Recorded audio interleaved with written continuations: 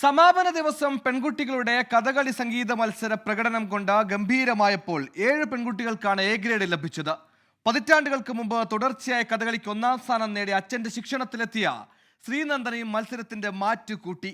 കലോത്സവത്തിലൂടെ പെൺകുട്ടികൾ കടക്കാൻ മടിച്ചു നിന്ന കഥകളി അരങ്ങിലേക്ക് കൂടുതൽ കുട്ടികൾ എത്തുന്നതായും കഥകളി അധ്യാപകൻ സാക്ഷ്യപ്പെടുത്തുന്നു.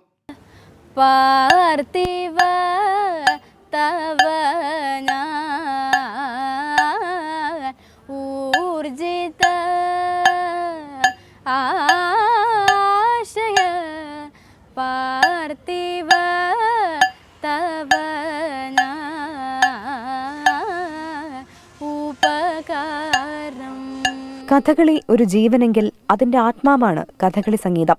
പാതിര പുലരും വരെ നീണ്ടുപോയേക്കാവുന്ന കളിയരങ്ങിലേക്ക് പെൺകുട്ടികളെത്താൻ മടിക്കുന്ന കാലത്താണ് ഒരച്ഛൻ മകളെ കൈപിടിച്ച് കഥകളി അരങ്ങിലേക്ക് നടത്തിച്ചത്.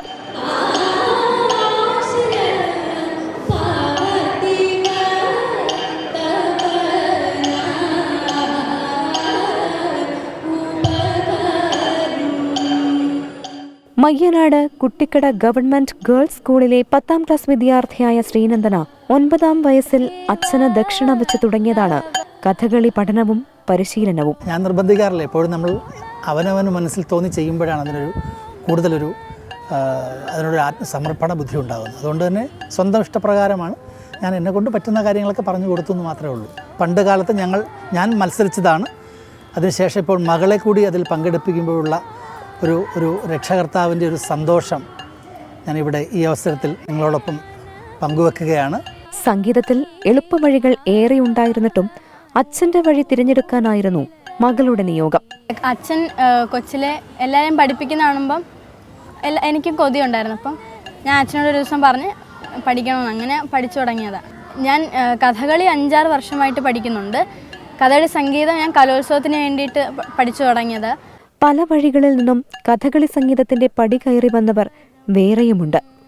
ആശാന്മാരുടെ വാഴ്ത്തുഗാഥകളിലൂടെ നടന്നെത്തിയ ഇവരും കഥകളിയുടെയും കഥകളി സംഗീതത്തിന്റെയും പെൺചരിത്രങ്ങളാണ്. പിന്നെ ഞാൻ കന്നഡയാണ്. ഈ കഥകളി സംഗീതം എന്ന് പറയുന്നത് എനിക്ക് ആദ്യമായിട്ടാണ് ഇതെല്ലാം അറിയുന്നത്. നമ്മുടെ സ്കൂളിൽ ഒരു ടീച്ചറുണ്ട്, ഷർമിള ടീച്ചർ എന്ന്. അവരാണ് ഇതിൻ്റെ ഐഡിയ എല്ലാം തന്നു. പിന്നെ കലാനിലയം ഹരിസരിതം ഇത് നമ്പറും എല്ലാം തന്നു. പിന്നീടെല്ലാം നടന്നത് അത് ഒരു ഹിസ്റ്ററി എന്ന് വേണമെങ്കിൽ പറയാം. എന്നോട് എൻ്റെ അമ്മയാണ് പറഞ്ഞത്. അമ്മ പണ്ട് സ്കൂളിൽ പഠിക്കുന്ന സമയത്ത് അമ്മേൻ്റെ ഒരു ഫ്രണ്ട് എപ്പോഴും കഥകളി പദം അമ്മയ്ക്ക് പാടിക്കൊടുക്കുമായിരുന്നു. അപ്പോൾ അത് പണ്ട് അതിൻ്റെ ഒരു ഇതിൽ അമ്മ എനിക്ക് പഠിപ്പിച്ചെന്ന്. കല ലാഭമല്ല, എന്നാൽ കഥകളി സംഗീതം പാടുമ്പോൾ കിട്ടുന്ന ആത്മസംതൃപ്തിയാണ് ഏറ്റവും വലിയ പ്രതിഫലമെന്ന് 35 വർഷമായി കഥകളി അഭ്യസിപ്പിക്കുന്ന അധ്യാപകന്റെ സാക്ഷ്യപത്രം. ഒരു മത്സരം എന്നുള്ളതല്ല കഥകളിപ്പാട്ട്. അത് അരങ്ങത്ത് കഥകളിക്ക് വേണ്ടി പാടുമ്പോഴാണ് അതിൻ്റെ സുഖം നമുക്ക് അറിഞ്ഞ് പാടാൻ കഴിയുക. ഒരു കഥകളി നടൻ്റെ അഭിനയത്തിന് വേണ്ടി ഉതകുന്ന ഒരു രീതിയിലാണ് കഥകളി സംഗീതം. അപ്പോൾ അത് ആ നടൻ്റെ അഭിനയത്തിന് പാടുമ്പോഴേ അതിൻ്റെ പൂർണ്ണത ഉണ്ടാവുള്ളൂ. കൊല്ലത്ത് നിന്ന് മടങ്ങുമ്പോൾ നിങ്ങൾക്ക് അഭിമാനിക്കാം, ആൺപെരുമയുടെ മഹാമേരുവിലേക്കാണ് നിങ്ങൾ നടന്നു കയറുന്നത്. 24 കൊല്ലം.